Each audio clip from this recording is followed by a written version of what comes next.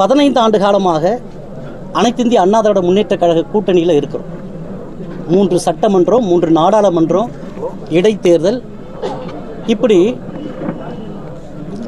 எல்லா தேர்தலையும் நாங்கள் வந்து வேலை செஞ்சுருக்கோம். உண்மையிலே வந்து வேதனையாக இருக்குது, எங்களுக்கு ரொம்ப வருத்தமாக இருக்குது. தலைவர் அவர்கள் நேற்று பேட்டி கொடுக்கும்போது சொன்னார், நான் அதாவது ஏமாந்தோமா இல்லை ஏமாற்றப்பட்டோமா என்று. உண்மையிலே அந்த செய்தி கேட்டு உண்மையை வேதனை ஆகிப்போச்சு. அதாவது எங்களுக்கு மட்டும் இல்லை, கட்சியினுடைய புரட்சி பாரத கட்சியினுடைய மேல்நிலை பொறுப்பாளர்களிலிருந்து கீழ்நிலை தொண்டர்கள் வரை உண்மையிலே வந்து மன உளைச்சல், 3 நாளாக வந்து மன உளைச்சலாக இருக்குது. உண்மையிலேயே மன வேதனையோடு வருத்தத்தோடு நான் பதிவு செய்கிறேன். அனைத்து இந்திய அண்ணா திராவிட முன்னேற்ற கழகத்தின் தலைமையான குழுவை நேற்றைய முன்தினம் நாங்கள் சந்தித்தோம். சந்தித்து கடிதம் கொடுத்தோம். நாங்கள் 4 தொகுதிகள் கேட்டிருந்தோம். புரட்சி பாரத கட்சிக்கு 4 தொகுதிகள் ஒதுக்கி தருமாறு கேட்டிருந்தோம். ஆனால் அவர்கள் 1 தொகுதி மட்டும்தான் தர முடியும் என்ற மாதிரி சொன்னாங்க. ஆகவே அதை நாங்கள் ஏற்றுக்கொள்ள மாட்டோம் என்று வந்துவிட்டோம். நேற்றும் நாங்கள் சென்றிருந்தோம். அப்பொழுதும் அந்த நிலைமைதான், அதே நிலைதான், 1 சீட்டு தான்ன்ற மாதிரி சொன்னாங்க. அதனால் தலைவர் அவர்கள் அதை ஏற்றுக்கொள்ள முடியாதுன்னு சொல்லி வந்துட்டார். இதில் எங்களுக்கு உடன்பாடு இல்லை. நாளை எங்களுடைய நிர்வாக குழு கூட்டி அந்த நிர்வாக குழுவில் நிர்வாகிகள் என்ன சொல்கிறாங்களோ அதன் பிறகு தான் நாங்கள் முடிவெடுக்க முடியும்னு சொல்லிட்டு வந்துட்டாங்க. அதன் பிரகாரம் இன்றைக்கி நிர்வாக குழு கூட்டினோம். நிர்வாக குழு பாதி பேர் வெளியே வந்துடலாம், இந்த கூட்டணியில் இருக்க வேண்டாம், வெளியே வந்துடலாம்னு சொன்னாங்க. அதில் கொஞ்சம் பேர் என்ன சொன்னாங்க, திமுகவுக்கு போயிடலாம் அப்படின்னு சொன்னாங்க. சில பேர் என்ன சொன்னாங்கன்னு சொன்னால் விஜய் கூட போயிடலாம், விஜயோட கூட்டணி வச்சுக்கலான்னாங்க. சில பேர் வந்து தனித்து போட்டிடலாம்னு சொன்னாங்க. சிலர் அதிமுக வெளியே இருக்கலாம்னு சொன்னாங்க. இப்படி நிர்வாகிகள் பல பேர் பல கருத்துக்களை சொல்லியிருக்கிறார்கள். ஆகவே தலைவர் அவர்கள் வெளியில் இருக்கின்ற காரணத்தால் இந்த நிர்வாக குழுவை என்னுடைய தலைமையில் நடத்த வேண்டிய ஒரு சூழ்நிலை. ஆகவே இவர்களுடைய முடிவை எல்லாம் தலைவரிடத்திலே சொல்லிவிட்டு நாளை முடிவை தலைவர் அவர்கள் தெரிவிப்பார். அதே சமயத்தில் நாங்கள் 15 ஆண்டு காலமாக அனைத்து இந்திய அண்ணா திராவிட முன்னேற்ற கழக கூட்டணியில் இருக்கிறோம். 3 சட்டமன்றம், 3 நாடாளுமன்றம், இடைத்தேர்தல், இப்படி எல்லா தேர்தலையும் நாங்கள் வந்து வேலை செஞ்சுருக்கோம். உண்மையிலே வந்து வேதனையாக இருக்குது, எங்களுக்கு ரொம்ப வருத்தமாக இருக்குது. ஏன்னு சொன்னால் தலைவர் அவர்கள் நேற்று பேட்டி கொடுக்கும்போது சொன்னார், நான் அதாவது ஏமாந்தோமா இல்லை ஏமாற்றப்பட்டோமா என்று. உண்மையிலே அந்த செய்தி கேட்டு உண்மை வேதனை ஆகிப்போச்சு. அதாவது எங்களுக்கு மட்டும் இல்லை, கட்சியினுடைய புரட்சி பாரத கட்சியினுடைய மேல்நிலை பொறுப்பாளர்களிலிருந்து கீழ்நிலை தொண்டர்கள் வரை உண்மையிலே வந்து மன உளைச்சல், 3 நாளாக வந்து மன உளைச்சலாக இருக்குது. உண்மையிலேயே மன வேதனையோடு வருத்தத்தோடு நான் பதிவு செய்கிறேன். எங்களுக்கு முன்னாள் அமைச்சர்கள் சொன்னாங்க, அண்ணன் ரமணா, அண்ணன் பெஞ்சமின், அண்ணன் ரஹீம், அண்ணன் மாதாவர மூர்த்தி, அண்ணன் வேணுகோபால் அவர்கள் இவரெல்லாம் சொன்னாங்க, நாங்கள் பேசுகிறோம், எங்களுடைய மனக்குமரில் அவர்கிட்ட சொன்னோம், நாங்கள் போயிட்டு பேசுகிறோம், பேசி ஒரு நல்ல முடிவாக சொல்கிறோம். ஆனால் இது வரைக்கும் எந்த முடிவும் வரலை. அதனால் நான் மீண்டும் அனைத்து இந்திய அண்ணா திராவிட முன்னேற்ற கழக தலைமையிலான குழுவை மீண்டும் நான் கேட்கின்றேன். மீண்டும் எங்களுக்கு பரிசீலனை செய்ய வேண்டும் என்று நாங்கள் கேட்கின்றோம். அதாவது ஒரு வகையில் பரிசீலனை இறுதி ஆகலைன்னா அடுத்த கட்டமான முடிவு என்னவா இருக்குது? நாளைக்கு தலைவர் முடிவு எடுத்துருவார். ஏன்னா இன்றைக்கி எல்லாம் நிர்வாக குழுவில் எல்லாம் பேசினாங்க இல்லையா, இது எல்லாமே நான் இப்போ சொன்ன பாருங்கள், அதை தலைவர் இடத்துல சொல்லுவோம். தலைவர் என்ன முடிவு எடுக்கிறாரோ அதை நாளைக்கு சொல்லிவிடுவார். இல்லை, ஒரு முறைன்னா கூட பரவாயில்ல, உங்களை 2 முறை ஏமாற்றி இருக்காங்க, உங்களுக்கு வலி எப்படி இருக்குது? அதை சொல்ல முடியாத அளவுக்கு உண்மையிலே வலியோடு வேதனையோடு தான் நாங்கள் இங்கே இருக்கோம். உண்மையிலே நாங்கள் வெளியே போகணுன்றதுக்காக இது மாதிரி பண்ணுறாங்களான்னு கூட எங்களுக்கு வருத்தமாக இருக்குது. உண்மையிலே அது எப்படி, எந்த வகையில், இதை விட நாங்கள் எப்படி வெளிப்படுத்த முடியும் இருக்குன்னு சொல்கிறீங்க. திரும்பி அந்த கூட்டணி யார் சேர்ந்துருக்கீங்க நீங்கள்?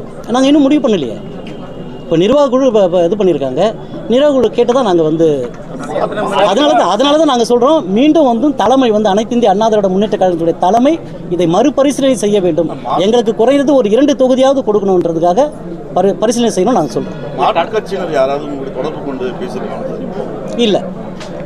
திமுகவில் வேற மாற்று கட்சி ஏதாவது கூட்டணி கட்சியும் கூட பேச்சுவார்த்தை பண்ணியிருக்காங்களா? இல்லை, திமுகலாம் பேசலை. மற்றவங்களாம் வந்து சொன்னாங்க, ஆரம்பத்தில் சொன்னாங்க எங்களோட வந்துருங்க. ஆனால் நாங்கள் உண்மையாக இருந்ததுக்கான பலன் கேள்விக்குறியாக இருக்குது. நாடாளுமன்ற தேர்தலில் இதை இப்படித்தான் சொல்லி உண்மையிலே வந்து அதை சொல்ல மறந்துட்டேன். நாடாளுமன்ற தேர்தலில் நாங்கள் வந்து ஒரு சீட்டு கேட்டு அழுத்தம் கொடுத்தோம். அப்படி அழுத்தம் கொடுக்கும்போது அவங்க என்ன சொன்னாங்கன்னு சொன்னால், கண்டிப்பாக வந்து சட்டமன்ற தேர்தலில் நீங்கள் எதிர்பார்க்குற அளவுக்கு கொடுக்குறோம். அப்படி எதிர்பார்க்குற அளவுக்கு நான் எவ்வளோ நாங்கள் கேட்டோம். நாங்கள் வந்து 5 சீட்டு கேட்டிருந்தோம்.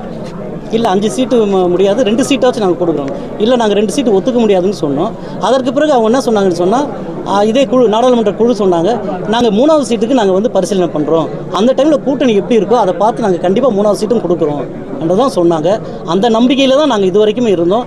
ஆனால் இப்போது இந்த ஏமாற்றம் உண்மையிலேயே வந்து மனவேதனையோடு தான் நாங்கள் இதை பதிவு செய்கிறோம்.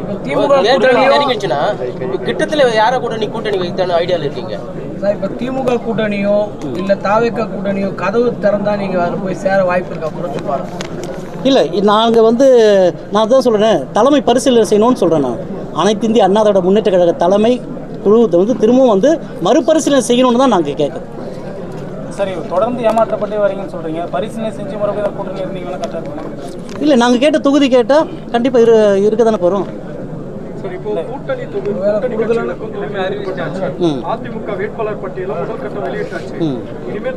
இல்லையே, முதல் கட்டம் நான் எல்லாத்தையும் ஒன்றும் வெளியிடலையே. இன்னும் குழு தானே முடிவு பண்ணணும். அதை தலைமை கொடுப்பாங்கன்ற ஒரு நம்பிக்கை இருக்கு. கொடுக்கலாம், நாளைக்கு முடிவு எடுத்துருவோம். ஆனா அடிமட்ட தொண்டர்கள் எல்லாமே வந்து தாவேகா கூட்டணி வைக்கணுன்ற மாதிரி விருப்பப்படுறாங்க. அதை எப்படி பாக்குறீங்க? தாவேகா கூட மட்டும் இல்லை, திமுக கூட போகலான்னு சொல்கிறாங்க, தனித்து நிற்கலாம்னு சொல்கிறாங்க. எல்லாருமே வெளியே வந்துடலாம், நம்ம தனித்து நிற்கலாம், புறக்கணிக்கலாம்னு கூட 2-3 பேர் சொன்னாங்க. அதனால் நாளைக்கு இதெல்லாம் தலைவர்கிட்ட நாங்கள் கொடுத்து தலைவர் என்ன முடிவு எடுக்கிறாரு நாளைக்கு கொடுத்துருவாங்க. சதவீதம் பேர் என்ன கருத்து தெரிவிச்சிருக்காங்க? தாவேகா போனோமா இல்லை திமுக போனோமா இல்லை தனித்து நிற்கணும்? தனித்தே போட்டிடலான்ற மாதிரி சொல்கிறாங்க. அதிகம் பேர் சொல்லியிருக்காங்க தனித்தே போட்டிடலாம். தனித்தே போட்டிட்டீங்கன்னா எத்தனை தொகுதியில் நீங்கள் நிற்பீங்க? தனித்தே போட்டினா நாங்கள் தமிழ்நாடு முழுவதும் நிற்போங்க. நாங்கள் 234 தொகுதிகளும் எங்களுக்கு கட்சி இருக்குதுங்க.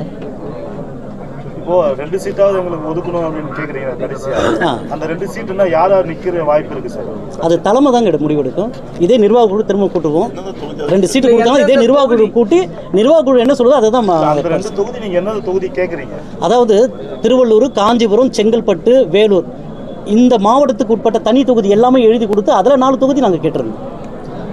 அந்த 4 தொகுதியில் எந்த தொகுதி கடைசியில் நாங்கள் கேட்ட தமிழ்நாட்டில் நீங்கள் எங்கே வேணாலும் கொடுங்க, ஒன்றும் பிரச்சனை இல்லை, எங்களுக்கு எல்லா தொகுதியிலும் கட்சி இருக்குது, நீங்கள் எங்களுக்கு கொடுங்கன்னு தான் சொல்லியிருக்கோம். இப்போ கூட்டம் நடத்திருக்கீங்களா? இப்போ இந்த கூட்டத்தில் என்னென்ன முடிவு எடுத்திருக்கீங்க?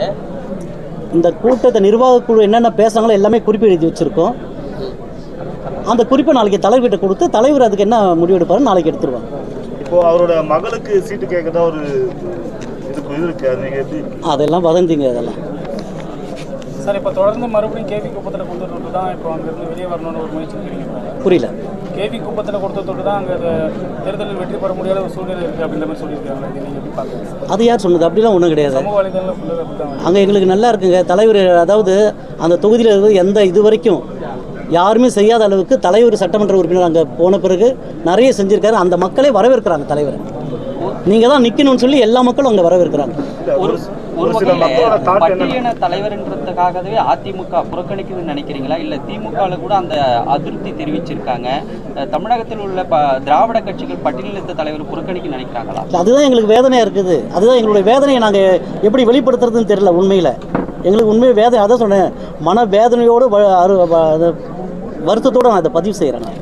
கடந்த பிறகு கூட நீங்கள் 2006 அரக்கோணத்தில் உதயசூரியத்தில் நின்னீங்க. ஆமாம், அப்பயும் வந்து சின்னத்தில் நின்னீங்க. அப்போ அடுத்த கட்டமாக சட்டமன்ற தேர்தலில் கூடுதல் தொகுதி கேட்டீங்க. கண்டிப்பாக அது தர முடியாதுன்றதுக்காக தான் நீங்கள் பிரிஞ்சு வெளியே வந்தீங்க. அப்படின்னு சொல்ல அதிமுக திமுக உங்களுக்கு வந்து ஒரு சவாலாக இருக்கிறது, தொகுதியை தர மறுக்கிறது, தொடர்ச்சியாக நீங்கள் அவங்க கூடயே போட்டி விடுவதுக்கான என்ன காரணம்? அப்படி சொல்லியும் உண்மையிலேயே வந்து தமிழ்நாட்டில் வந்து தலித் இயக்கத்தெல்லாம் வந்து உண்மையிலே வந்து ரொம்பவும் அழுத்துற மாதிரி தான் எங்களுக்கு தோணுது. எங்களை எல்லாரையும் அழுத்துற மாதிரி, குறிப்பாக எங்களை மட்டும் இல்லை, பொதுவாகவே தலித் இயக்கத்தெல்லாம் அழுத்துற மாதிரி தான் தோணுது. நீங்கள் கேட்குற கேள்விக்கு பதில்.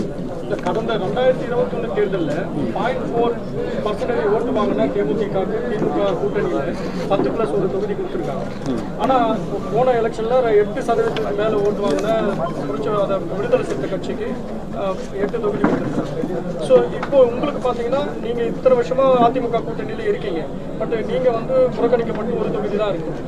இந்த மாதிரி தலித் தலைவர்கள் மொத்தமாகவே ஒருங்கிணைக்கப்படாமல் இருக்கிறதுனால இந்த மாதிரி அந்தந்த கூட்டணி திமுக அதிமுக தலைவர்கள் என்ன பண்ணுறாங்கன்னா நம்மளை பந்து ஆடுற மாதிரியான ஒரு சூழ்நிலை இருக்குது. தலித் தலைவர்கள்லாம் ஒன்றா சேர்ந்து ஒரு கூட்டணி வச்சு தேர்தலை சந்திக்கிற ஐடியா உங்களுக்கு இருக்கா? ஏன் அதை மாதிரி செய்ய மாட்டேறீங்க?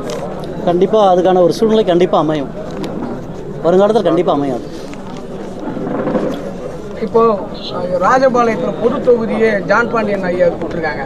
ஆமாம், அது மாதிரி உங்களுக்கு நீங்கள் கேட்குற அந்த ஒரு தொகுதி பொது தொகுதியில் கொடுத்தா நிற்பீங்களா? கண்டிப்பாக நாங்களும் நிற்போம். அவரோட ஸ்டாண்டர்ட் எப்படி பார்க்குறீங்க, ஜான் பாண்டியன் ஸ்டாண்டர்ட்? ஏன்னா அவர் வந்து அந்த பிரிவிலிருந்து வெளியேறி நாங்கள் பொது தொகுதி வாங்குறோம், தனி தொகுதி வேண்டாம்னு சொல்லி. அது அவருடைய அண்ணனோட ஸ்டாண்ட். அதை நாங்கள் தலையிட முடியுமா? எங்களுடைய ஸ்டாண்டு பொது தொகுதியில் கொடுத்தா கூட நாங்கள் நிற்போம். தாவைக்க தரப்புல இருந்து உங்களுக்கு ஏதாவது பேச்சுவார்த்தை நடந்ததா, இல்லை நீங்கள் அங்கே பேச்சுவார்த்தை நடந்தது? இல்லை, அப்படிலாம் ஒன்றும் இல்லை. நாங்கள் அதாவது முழுக்க அனைத்து இந்திய அண்ணாதோட முன்னேற்ற கழகத்தை மட்டுமே நம்பி இருந்ததுக்கான பலனா என்னன்னு தெரியல எங்களுக்கு. அதனால தான் எங்களோட வேதனையோடு நாங்கள் இருக்கிறோம். இல்லை, புரட்சி பாரத கட்சியை பொறுத்தவரை இரட்டை இலை சிம்பிள், அதை உதயசூரன் சிம்பிளில் தான் நிற்கிறீங்க. ஏன் ஒரு தனி சிம்பிள் நிற்கக்கூடாது? ஏன் அதை நீங்கள் முடிவு எடுக்கல? ஏன்னா ஒரு ஓட் பேங்கிங் கவர் பண்ணலாமே.